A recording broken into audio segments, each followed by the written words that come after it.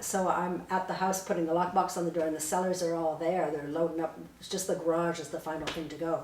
So the sellers, their friends, their buddies, 5 cars, moving truck, everything's there. My phone rings, and it's the buyer agent, and he says, so where's the lockbox? And I said, well, it's on the door. He said, no, it's not. I said, well, it is on the door because I'm here. I see it. I just put it. And this guy's been a bit of a jerk throughout the whole process. He's been he's been a little brisk, really, throughout the whole transaction from January to now, spring moving day, right? Yeah. So he jumps right into where's the lockbox? Yeah. No, hello, how you doing? No, I can't seem to find. Coming at you right away. Just comes at me right away. And so he says, and there's a note that says, don't disturb, don't knock, don't disturb. I said, well, I don't know where you are, but we're ready for you, right? I'm here.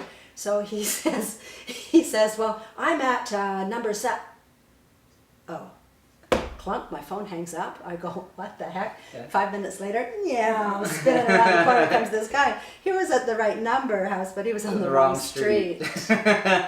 Amazing. Nor did he say, sorry. No, of course not. That's not his style. At all.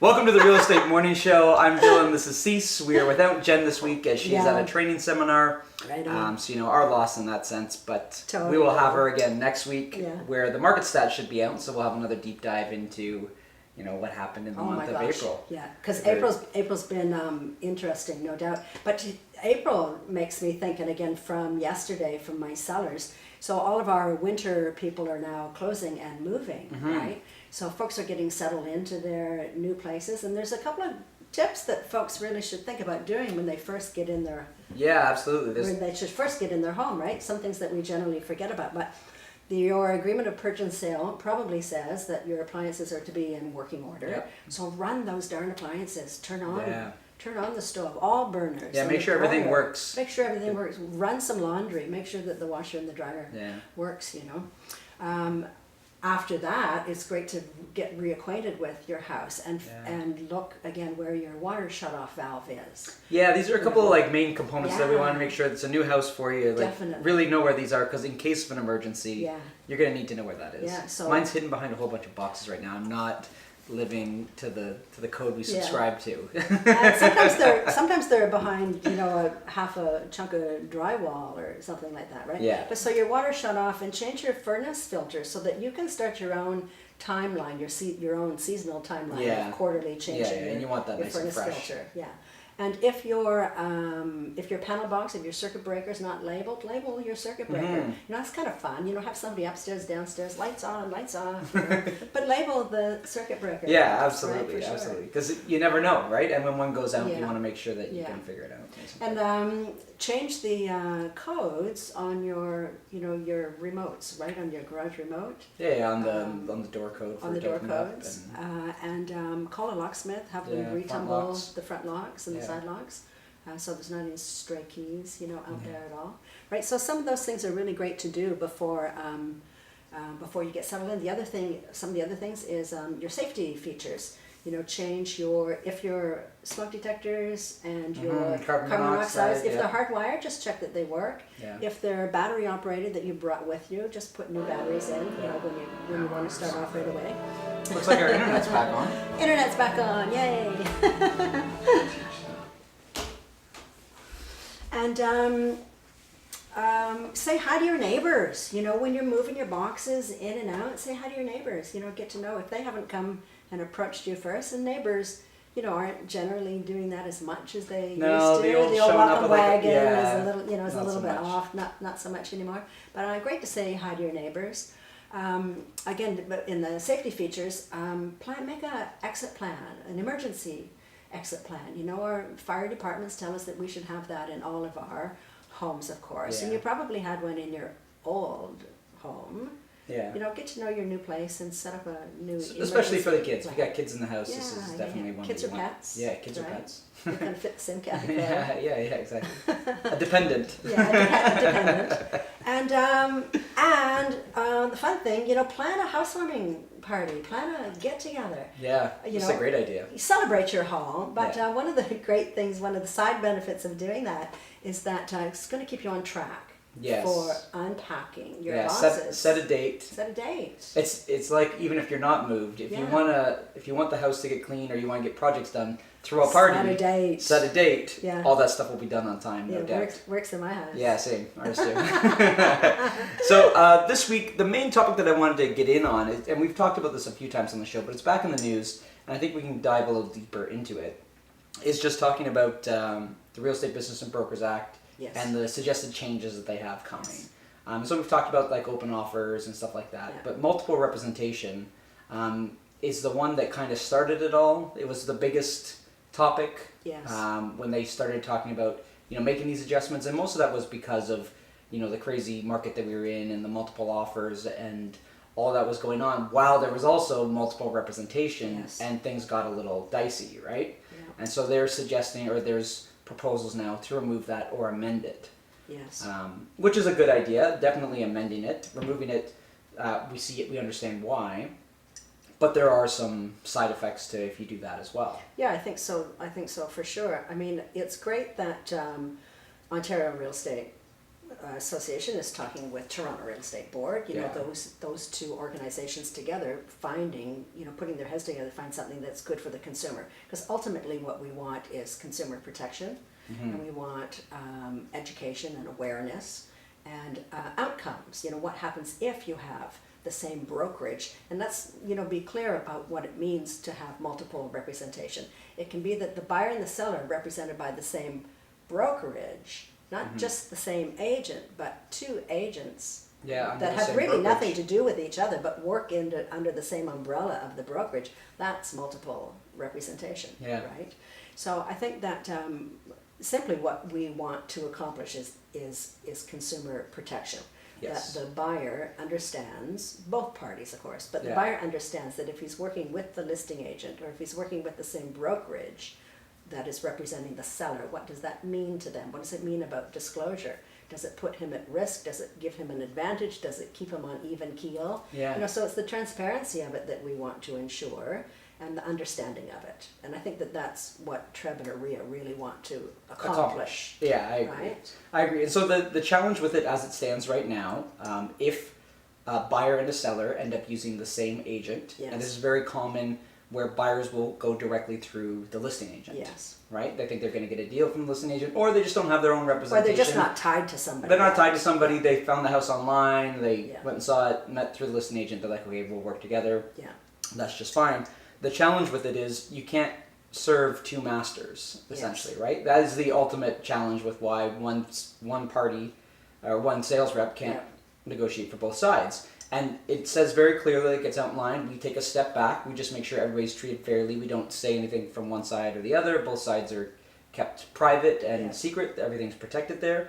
But at the same point, we're no longer allowed to recommend strategies. We can't say, hey, this is what you should do for your price, or you should scratch that out of the offer, or this is what I would do, or here's my recommendation, knowing what's important to you, that this is what you should do. Exactly.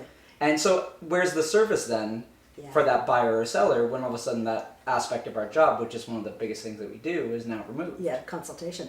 I like the metaphor that you use. It's like you have a buyer and a seller. You have a red team and a blue team. And you have a football game. You have a coach for the red team and a coach for the blue team. Yeah. And if you're using the same coach, then does that coach just become a referee? Exactly.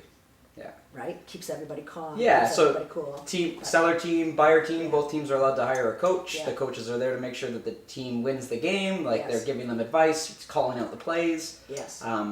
Still not breaking any rules because we don't want any flags on the play, but you're still making no yellows. Yeah. But you're working for the team. Now, if you end up working for both teams, you're now the referee. You can no longer give the advice and strategy that you would if you were the coach. You're just there to make sure the game is played fairly. And so already they're losing out on the benefit of that, right?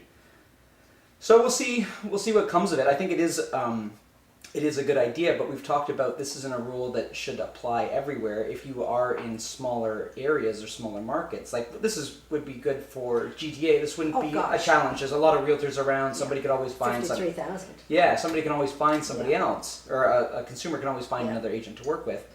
But in smaller communities where there is only a handful, and it's more common to just go through the listing agent, or you're working with the buyer and you just so happen to have the other listings in town, then what happens there Exactly. if you can't do it, right? Sure. Small town Ontario and Yeah. or cottage properties, right? It's usually the listing agent. Exactly. seller's Cottage rep that property takes is you. very common. Sure. So I think that they've got to keep that in their awareness, of course, of how this is going to serve not just large city communities, but rural communities as well. Yeah, exactly. Yeah. I think the other side of it too is with the consumers being the end goal, making sure that they're aware and protected and treated fairly. What if a buyer and a seller kind of arranged a deal?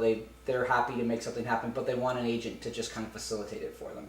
They should be allowed to hire one agent to guide them through that process. Yeah. This again is a very small percentage of what would ever happen, but that option would be removed if we can no longer have that multiple representation. Yeah, exactly.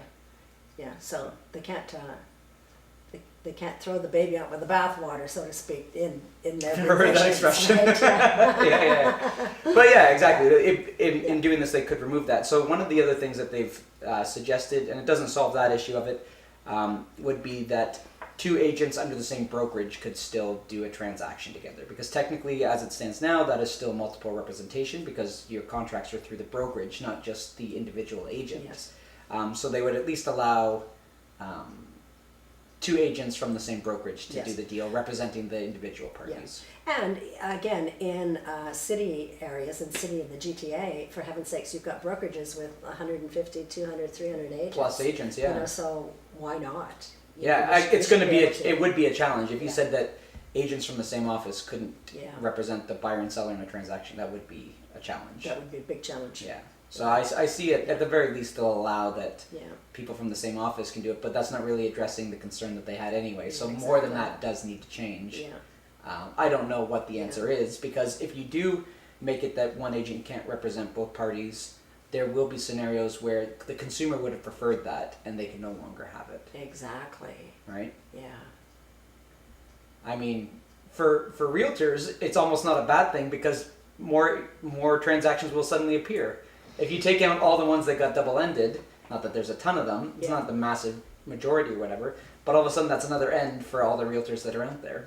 Yeah, and I think that, again, back to serving two masters, I think that, our personal preference is separate agency representation. Mm-hmm. We like better that we are serving just one master, that we are either representing the seller or Absolutely, the buyer. Yeah. At least what, and that just keeps things as simple as they can possibly be.